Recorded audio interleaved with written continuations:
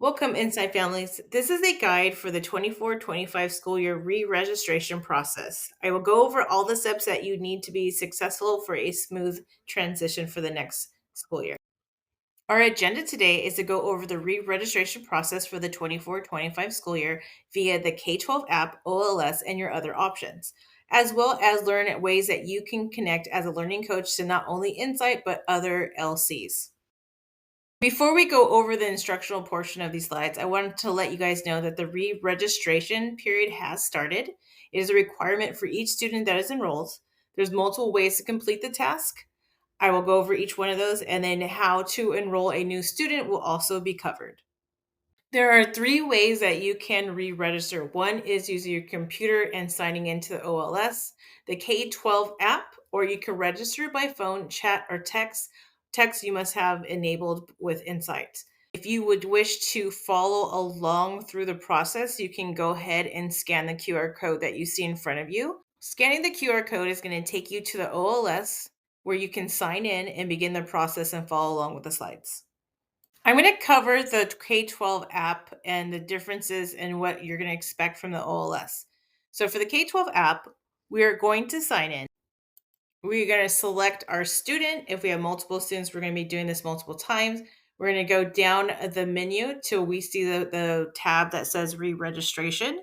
You should say it's time for us to re-register, and the next screen that it takes you to, you're then going to follow it all the way down. You're going to see your student's name, and you're going to click on the tab that's underneath. It may say something slightly different than what you're seeing on your screen. And then you can then start the registration process that I'll show you in the next slides.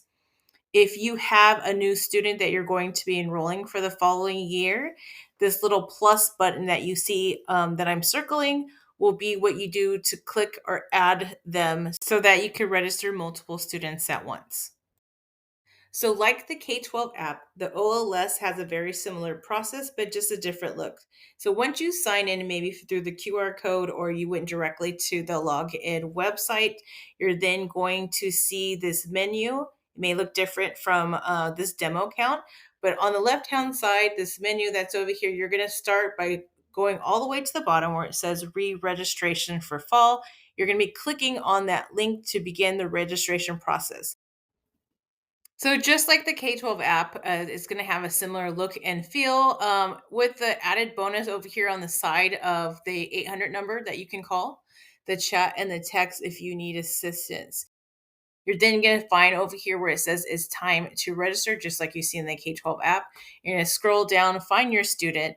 There may be more information, less information than what you're seeing in this demo account. You're going to be looking for Insight Schools of California, the 24-25 school year, or something similar, where it says current status and action required. You're going to then scroll over to your right where it says click here, just like I highlighted.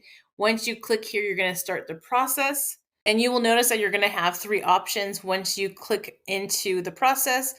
Registering, yes, they are returning. Not registering, no, they are not returning. And undecided, not sure if they're returning.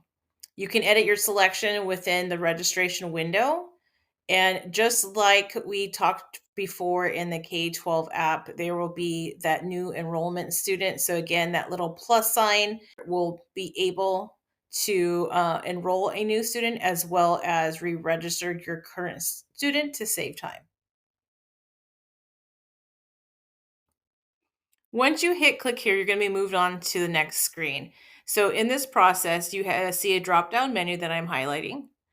You can click the little button down here, the little triangle, and then you're going to have those three options that we discussed in the previous slide.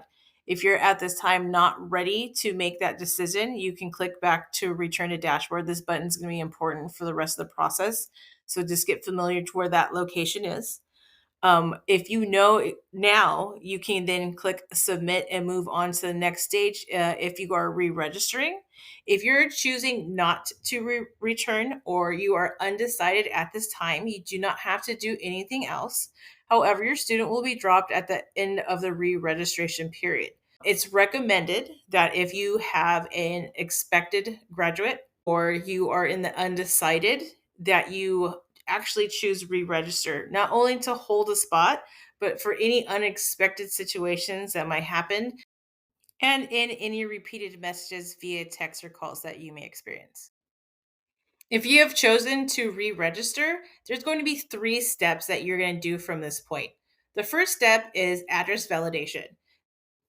If you've chosen to re register, you will be prompted for an address validation. If your address has not changed, you will need to confirm.